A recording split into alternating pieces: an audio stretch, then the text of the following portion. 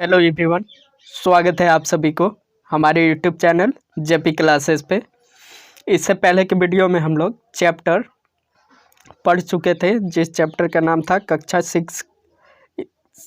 6 का इतिहास यानी सामाजिक विज्ञान का इतिहास चैप्टर पढ़ चुके थे 9, जिसका नाम था व्यापारी, राजा और तीर्थयात्री। इसके बारे में हम लोग चैप्टर को अध्ययन कर चुके हैं, रीड कर चुके हैं। अगर आप वो वीडियो नहीं देखे हैं तो कृपया जाके प्लेलिस्ट में देख सकते हैं या डिस्क्रिप्शन में भी लिंक मिल जाएगा। तो आज उसी चैप्टर का हम लोग कुछ प्रश्न, क्वेश्चन, आंसर देखने वाले हैं और साथ ही साथ जो इम्पोर्टेंट नोट्स होंगे उसको भी आज हम लोग देखेंगे। पहला प्रश्न पूछा जा रहा है, क्या तुम बता सकती हो कि ये सिक्के भारत कैसे और क्यों पहुँचे होंगे? जो सिक्के थे वह भारत कैसे और क्यों पहुँचे होंगे, इस बारे में पूछा जा रहा है कि क्या तुम बता सकती हो। तो उत्तर हो जाएगा, रोम के व्यापारी समुद्री जहाज़ों तथा सड़क के रास्ते व्यापार करने के लिए दक्षिण भारत में आए थे। जो रोम के व्यापारी हुआ करते थे वह समुद्री जहाज़ तथा सड़कों के रास्ते व्यापार करने के लिए दक्षिणी भारत में आए हुए थे और यहाँ से काली मिर्च, कीमती पत्थर, सोना तथा मसाले आदि खरीदने के लिए रोम के सिक्कों का प्रयोग करते थे। जो रोम के व्यापारी थे वह दक्षिण भारत आए और यहाँ से काली मिर्च, कीमती पत्थर, सोना तथा मसाले आदि खरीदने के लिए वह क्या करते थे, उनके बदले रोम के सिक्के का प्रयोग किया करते थे इस चीज़ को खरीदने के लिए। इस प्रकार रोम के सिक्के भारत पहुँचे तथा इसी प्रकार रोम का जो सिक्का था वह भारत पहुँचा। तो यह था इसका आंसर। इससे काफ़ी डीपली तरीके से हम लोग चैप्टर में भी अध्ययन कर चुके थे कि रोम का सिक्का किस तरह से भारत में आया था और क्यों आया था, कैसे आया था, उसको भी कर चुके थे। लेकिन यहाँ भी प्रश्न पूछा जा रहा है तो हम यहाँ भी कर लेते हैं। तो रोम से जो भारत सिक्का पहुँचा था उसका खास कारण यही था कि उन लोग जो व्यापारी हुआ करते थे रोम के, वह दक्षिण भारत में आए हुए थे और यहाँ से जो काली मिर्च, कीमती पत्थर, सोना और मसाला इत्यादि खरीदते थे उसके बदले वह उन लोगों को रोम के सिक्के दे देते थे। इस प्रकार रोम का सिक्का भारत में पहुँच गया था। अगला प्रश्न पूछा जा रहा है कि कविता में उल्लेखित चीज़ों की एक सूची बनाओ। जो कविता था उसमें जो उल्लेख किया गया है उसका एक सूची बनाना है। क्या तुम बता सकते हो कि इन चीज़ों का उपयोग किस लिए किया जाता होगा? तो कविता में आए चीज़ों का, उल्लेखित चीज़ों का निम्नलिखित है। पहला क्या आया था? घोड़ा। उसका उपयोग किस लिए किया जाता था? युद्ध के लिए। दूसरा था काली मिर्च। काली मिर्च किसके लिए उपयोग किया जाता था? तब मसाले के रूप में उपयोग किया जाता था। तीसरा है रत्न। तो रत्न किस लिए उपयोग किया जाता था? तो आभूषण बनाने के लिए। सोना आभूषण बनाने के लिए, रत्न, सोना इत्यादि आभूषण बनाने के लिए किया जाता था। इसी में पूछ रहा है कि कविता में उल्लेखित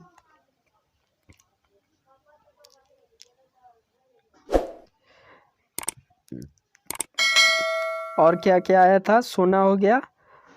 अगला आया था कविता में चंदन की लकड़ियाँ। इसका उपयोग क्यों किया जाता था? महल की सजावट तथा इत्र बनाने के लिए, यानी महलों के जो महल होते थे उनके सजाने के लिए और तथा इत्र बनाने के लिए चंदन की लकड़ी का उपयोग किया जाता था।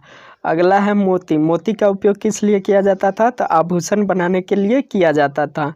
मूंगे, आभूषण बनाने के लिए मूंगे का भी उपयोग किया जाता था। खदान, भोजन के लिए, मिट्टी के बर्तन, खाना खाने के लिए और भंडारण इत्यादि के लिए किया जाता था। तो ये था कुछ इस तरह से प्रश्न जिसका आंसर हम लोग देख चुके। अगला प्रश्न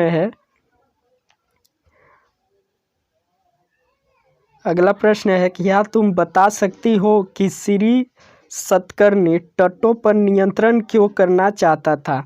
जो श्री सतकर्णी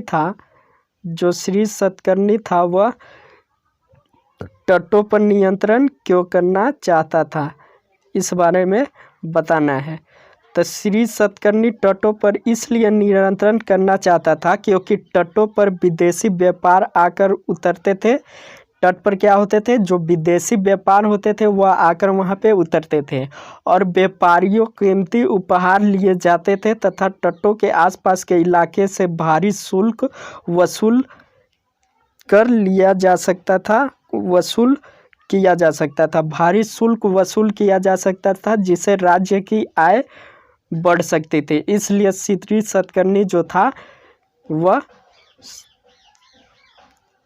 तटों पर नियंत्रण करना चाहता था, क्योंकि वहाँ पे विदेशी व्यापारी आया करते थे, जिससे उनको काफ़ी कीमती चीज़ें लाते थे, जिससे उन्हें शुल्क वसूल किया जा सके और जिससे राज्य की आय जो है उसे बढ़ाया जा सके। इस उद्देश्य से वह सतकर्णी जो था तटों पर नियंत्रण करना चाहता था। अगला प्रश्न है, सिल्क रूट पर गाड़ियों का उपयोग क्यों कठिन होता होगा? जो सिल्क रूट था, जिसके बारे में हम लोग चैप्टर में अच्छी तरह से सिल्क रूट के बारे में पढ़े थे, तो सिल्क रूट जो था उस पर गाड़ियों का उपयोग क्यों कठिन होता था? तो सिल्क रूट पर गाड़ियों का उपयोग इसलिए कठिन होता था क्योंकि ये रास्ते दुर्गम पहाड़ी तथा रेगिस्तानी इलाके में स्थित होते थे। जो रास्ते होते थे वह पहाड़ी तथा रेगिस्तान वाले जैसे इलाकों में रास्ते होते थे, जिसके कारण वहाँ पे गाड़ियों का उपयोग कठिन होता था। अगला प्रश्न है, चीन में समुद्र के रास्ते भी रेशम का निर्यात होता था।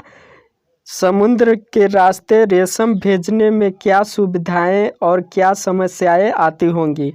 तो समुद्र के रास्ते रेशम भेजने में दुर्गम पहाड़ियों एवं रेगिस्तानों वाले इलाकों को पार करने का परेशानी नहीं होती थी, परंतु समुद्री रास्ते में तेज वर्षा तथा समुद्री तूफानी हवाओं के कारण समुद्री जहाज का भटकने या डूबने का खतरा रहता था। क्या होता था कि जो रेशम भेजने के दुर्गम पहाड़ियों और रेगिस्तानी इलाके थे उसे पार करने में कोई परेशानी नहीं होती थी, लेकिन जो समुद्री रास्ता होता था उससे पार करने में बेहद ही कठिनाइयों का सामना करना पड़ता था। कभी कभी समुद्री जहाज को भटकना पड़ जाता था हवाओं के कारण, या कभी कभी डूबना भी पड़ जाता था। इस तरह से खतरों का सामना करना पड़ता था।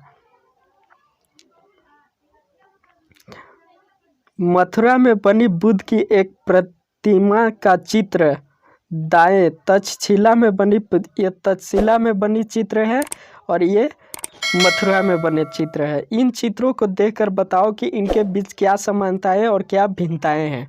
जो तक्षशिला में बनाए गए हैं और जो मथुरा में बनाए गए हैं, इन दोनों में क्या समानताएं और क्या भिन्नताएं हैं ये बताना है। तो समानताएं क्या है कि भगवान बुद्ध दोनों चित्र में अभय मुद्रा में है। जो भगवान बुद्ध है दोनों चित्रों में ही क्या है, अभय मुद्रा में है, यानी दोनों चित्रों में ही अभय मुद्रा में है, यानी आशीर्वाद देने के मुद्रा में है। दोनों ही प्रतिमा जो है भगवान बुद्ध की उकेरी गई मूर्ति के चित्र है। दोनों ही प्रतिमा किसका है, भगवान बुद्ध का ही है।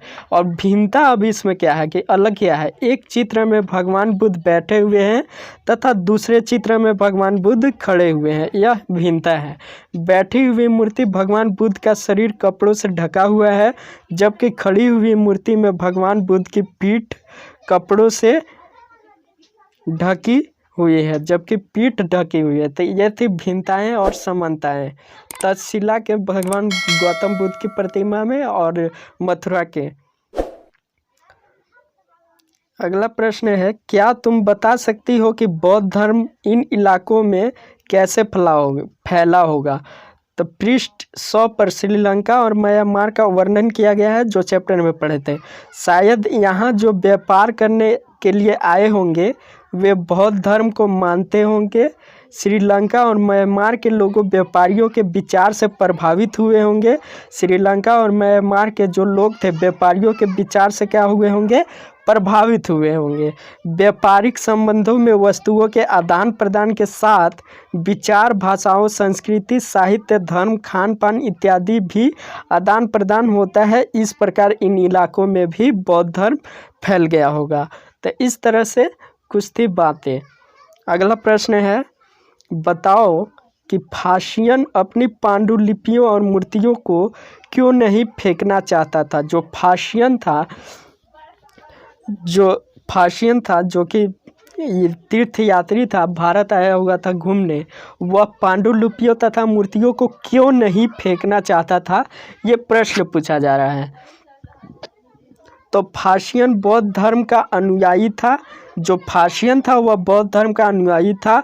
उससे पांडुलिपि तथा मूर्तियां अपनी भारत यात्रा के दौरान संकलित की थी, यानी जमा की थी।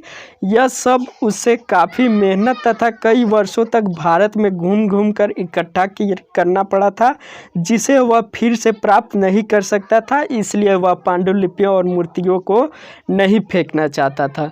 यही कारण था क्योंकि बहुत कठिनाइयों से उसे वो सब चीज़ें मिली थी और काफ़ी घूम फिर कर काफ़ी मुसीबतों का सामना कर कर वह हासिल किया था। इसीलिए वह उस चीज़ों का फेंकना नहीं चाहता था। अगला प्रश्न है, सेवन तत्संग नालंदा में क्यों पढ़ना चाहता था, कारण बताओ। तो उस समय सबसे प्रसिद्ध बौद्ध विद्या केंद्र क्या था, नालंदा ही था। नालंदा बौद्ध विद्या केंद्र शिक्षक, योग्यता तथा बुद्धि में सबसे आगे थे।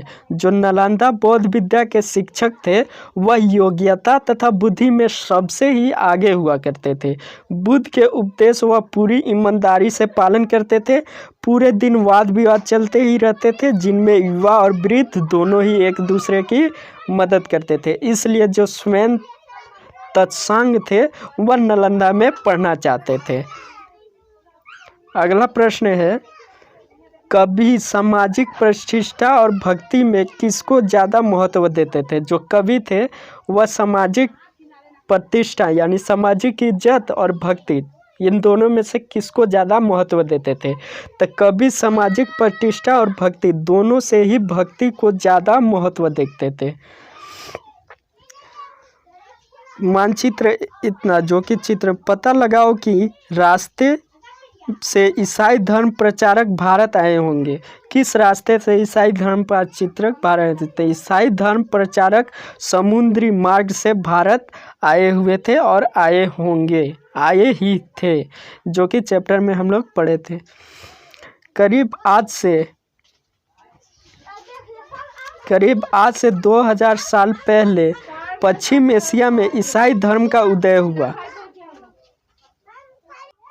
उदय हुआ। ईसा मसीह का जन्म बेथलेहम में हुआ, जो उस समय रोमन साम्राज्य का हिस्सा हुआ करता था। जो बेथलेहम था वहाँ पे ईसा मसीह का जन्म हुआ था, और वह जो बेथलेहम था वह रोमन साम्राज्य का एक हिस्सा हुआ करता था। ईसा मसीह ने स्वयं को इस संसार को उत्तराधिकारी बताया और उन्हें दूसरों को प्यार देने और उसी तरह दूसरों पर विश्वास करने का उपदेश दिया था। जिस तरह हर व्यक्ति दूसरों से प्यार और विश्वास की उम्मीद करता है, बाइबल में ईसा मसीह के उपदेश की बातें लिखी है। यहाँ इसका एक अंश दिया गया है। धन्य है वो लोग जो धर्म और न्याय के लिए भूखे प्यासे रहते हैं। मतलब धन्य है वो लोग जो धर्म और न्याय के लिए हमेशा भूखे और प्यासे रहते हैं, मतलब जिज्ञासु रहते हैं। उनकी कामनाएं पूरी होंगी, उनकी जो इच्छाएं हैं, कामनाएं हैं, वो पूरी होंगी। जो दयालु है वे धन्य है, क्योंकि उन्हें दया मिलेगी। जो दयालु है वे भी धन्य है, क्योंकि उन्हें दया मिलेगी। धन्य है वो जो दिल से पवित्र हैं, क्योंकि वे ईश्वर के दर्शन कर सकेंगे। जो दिल से पवित्र हैं वह ईश्वर का दर्शन कर सकेंगे। धन्य है वे जो शांति स्थापित करते हैं, वही ईश्वर की संतान कहलाएंगे। जो शांति स्थापित करते हैं वही ईश्वर के क्या कहलाएंगे, संतान कहलाएंगे। इस तरह से कुछ बाइबल का और मतलब ईसा मसीह जी का दिया हुआ उपदेश था, जो कि एक कहानी का अंश, बाइबल का अंश के माध्यम से बताया जा रहा है। ईसा मसीह के उपदेश साधारण लोगों को बहुत पसंद आए और धीरे धीरे यह पश्चिम एशिया, अफ्रीका तथा यूरोप में भी फैल गया। ईसा मसीह के मृत्यु के 100 साल के अंदर ही भारतीय उपमहाद्वीप के पश्चिमी तट पर पहले ईसाई धर्म प्रचारक पश्चिम एशिया से आए। केरल से ईसाइयों की सीरियासिस ईसाई कहा गया। जो केरल के ईसाई होते थे उन्हें याई ईसाई कहा गया क्योंकि संभवतः वे पश्चिम एशिया से आए थे और वे विश्व से सबसे पुराने ईसाइयों में से एक थे, जो कि मानचित्र इतना में दिखाया गया है। ईसाई धर्म प्रचारक रोमन शासकों के नियंत्रण वाले मार्गों से भारत आए थे। जो ईसाई धर्म प्रचारक थे वह रोमन शासकों के नियंत्रण वाले मार्गों से भारत आए थे। अब कुछ और प्रश्न देख लेते हैं, आयो याद करिए। निम्नलिखित के उपयुक्त जोड़े बनाना है। जैसे दक्षिण पथ के स्वामी कौन होते थे? तो सतवाहन शासक होते थे दक्षिण पथ के स्वामी। मुनेश्वर दार कौन होते थे? तो चोल, चेर और पांड्य, 3 तरह के जो होते थे मुनेवदार हुआ करते थे। अश्वघोष यानी क्या था? अश्वघोष का मतलब था बुद्धि चरित्र। फिर था बोधिसत्व का क्या था? महायान बौद्ध धर्म। श्वेत संसांग का क्या था? तो चीनी यात्री थे, मतलब यात्री थे। जो स्वयं तत्संग थे वह चीनी यात्री थे। तो इस प्रकार से इसको मिलान करना था। अगला प्रश्न है, राजा सिल्क रूट पर अपना नियंत्रण क्यों कायम करना चाहता था? तो यह ऊपर भी देख सकते हैं। शासक कर के लाभ के लिए रेशम मार्ग पर नियंत्रण करना चाहते थे, क्योंकि इस रास्ते पर यात्रा कर रहे व्यापारियों से उन्हें कर, शुल्क तथा तोहफे के माध्यम से लाभ मिलता, इसलिए वह नियंत्रण करना चाहते थे। अगला प्रश्न है, व्यापार तथा व्यापारिक रास्तों के बारे में जानने के लिए इतिहासकार किन किन साक्ष्यों का उपयोग करते हैं? मतलब किस चीज़ से प्रमाणित होता है व्यापार और व्यापारियों के रास्ते के बारे में? तो इतिहासकार व्यापार और व्यापारिक रास्तों के बारे में जानने के लिए बर्तनों का उपयोग करते हैं। ऐसा अनुमान लगाया जाता है कि जहाँ ये बर्तनें थे वहाँ से व्यापारी अलग अलग जगहों पर ले गए होंगे। जहाँ ये बर्तनें थे वहाँ से व्यापारी क्या किए? अलग अलग जगहों पे अपने अनुसार व्यापार करने के लिए ले गए होंगे। इस तरह से इतिहासकार अनुमान लगाते हैं। भक्ति की प्रमुख विशेषताएं क्या है? तो भक्ति की प्रमुख विशेषताएं निम्नलिखित है। पहला, किसी देवी या देवता के प्रति श्रद्धा को ही भक्ति कहा जाता है। किसी भी देवी या देवता के प्रति जो श्रद्धा होता है उसी को भक्ति कहा जाता है। भक्ति का पथ सबके लिए खुला था, चाहे वह धनी हो, गरीब हो, ऊंची जाति को हो या नीची जाति का, या तो स्त्री हो या पुरुष हो, सभी के लिए भक्ति मार्ग हमेशा खुला रहता था। भक्ति मार्ग अपनाने वाले लोग आडंबर के साथ, मतलब मन लगाकर पूजा पाठ करने के बजाय ईश्वर के प्रति लगन और व्यक्तिगत पूजा पर जोर देते थे। मतलब अनियमित ढंग से, आडंबर मतलब अनियमित अपूर्ण ढंग से ना होकर प्रति लगन और व्यक्तिगत पूजा पर भी जोर देते थे। भक्ति परंपरा के चित्रकला, शिल्प कला और स्थापत्य कला के माध्यम से अभिव्यक्ति की प्रेरणा दी जाती थी। अगला प्रश्न है, चीनी तीर्थयात्री भारत क्यों आए? कारण बताओ। तो चीनी बौद्ध तीर्थयात्री फासियन, इत्सिंग और स्वयं तत्संग भारत की यात्रा पर आए थे। वे सब बुद्ध के जीवन से जुड़ी जगहों और प्रसिद्ध मठों को देखने के लिए आए थे, इसलिए वे सबसे पहले बुद्ध के जीवन से जुड़ी जगहों से परिचित हुए। वे प्रसिद्ध मठों को देखने गए, उन्होंने किताबों और बुद्ध की मूर्तियों को इकट्ठा किया। स्वयं सत्संग और अन्य तीर्थयात्रियों ने उस समय के सबसे प्रसिद्ध बौद्ध विद्या केंद्र नालंदा, यानी जो कि बिहार में स्थित है, उसका भी भ्रमण किया। यह उस समय का प्रसिद्ध बौद्ध मठ था। जो नालंदा था उस समय का प्रसिद्ध बौद्ध मठ था। तो इन्हीं कारणों से जो चीनी तीर्थयात्री थे वह भारत आए थे। अगला प्रश्न है कि साधारण लोगों का भक्ति के प्रति आकर्षित होने का कौन सा कारण होता है। तो साधारण लोग भक्ति मार्ग या परंपरा की ओर इसलिए आकर्षित हुए क्योंकि हमारी वैदिक परंपरा बहुत कठोर थी। जो हमारी वैदिक परंपरा हुआ करती थी वह क्या थी, बहुत ही कठोर थी। इसमें जाति एवं वर्गों को ध्यान रखा जाता था। यह कुछ लोग को ही पूजा करने की अनुमति नहीं देते थे, कुछ लोगों को पूजा करने की अनुमति नहीं देता था। वे मंदिर में भी प्रवेश नहीं कर सकते थे, लेकिन भक्ति का पथ सबके लिए खुला था, चाहे वह धनी हो या गरीब, ऊंची जाति का हो, नीची जाति का, स्त्री हो या पुरुष हो। इसलिए साधारण लोग भी भक्ति की तरफ आकर्षित हुए क्योंकि इसमें कोई जोर जबाव नहीं था, कोई भी नियंत्रण नहीं था। अगला प्रश्न है, तुम बाजार से क्या क्या सामान खरीदते हो, उनकी एक सूची बनाओ और बताओ कि तुम जिस शहर या गांव में रहती हो वहां इनमें से कौन कौन सी चीज़ें बनी थी और किन चीज़ों का व्यापार बाहर से लाए थे। तो बाजार से खरीदी गई वस्तुओं की सूची: कपड़े, मिट्टी से बनी वस्तुएं, चावल, जूते, किताबें। ऊपर दी गई वस्तुओं में किताबें, कपड़े और जूते व्यापारियों द्वारा बाहर से लाए जाते हैं, जबकि मिट्टी से बनी वस्तुएं और चावल शहर या गांव में ही उपलब्ध हो जाते हैं। लास्ट प्रश्न है, आज भारत में लोग बहुत तीर्थ यात्राएं करते हैं, उनमें से एक विषय में पता करो और एक संक्षिप्त विवरण दो। तो लोग बहुत सारे स्थानों पर पूजा तीर्थ यात्रा करते हैं, इनमें से एक स्थान हरिद्वार है। यह हिंदुओं के लिए बहुत ही प्रसिद्ध स्थान है। यहाँ हर कोई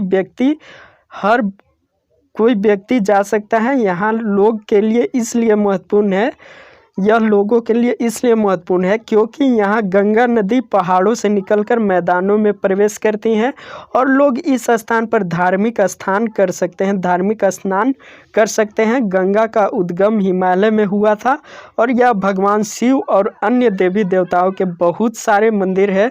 सावन के महीने में लोग यहाँ उत्साह के साथ घूमने आते हैं और गंगा जल के साथ भगवान शिव की पूजा करते हैं। वे पवित्र गंगा जल लेकर विभिन्न स्थानों के लिए पैदल यात्रा भी करते हैं, जिसे तीर्थयात्री के नाम से जाना जाता है। तो इस तरह से था कुछ इम्पोर्टेंट नोट्स और जोकी क्वेश्चन जो कि हमने करा दिया। अगर वीडियो पसंद आए तो लाइक, शेयर, कमेंट करना ना भूलें और साथ ही साथ अगर आप चैनल पर पहली बार हैं तो चैनल को सब्सक्राइब कर ले और साथ ही साथ बेल आइकन को भी प्रेस कर ले ताकि मेरे आने वाले हर एक वीडियो का नोटिफिकेशन आप तक सही सलामत पहुंच सके। मिलते हैं नेक्स्ट वीडियो में, तब तक के लिए बाय। जय हिंद, जय भारत।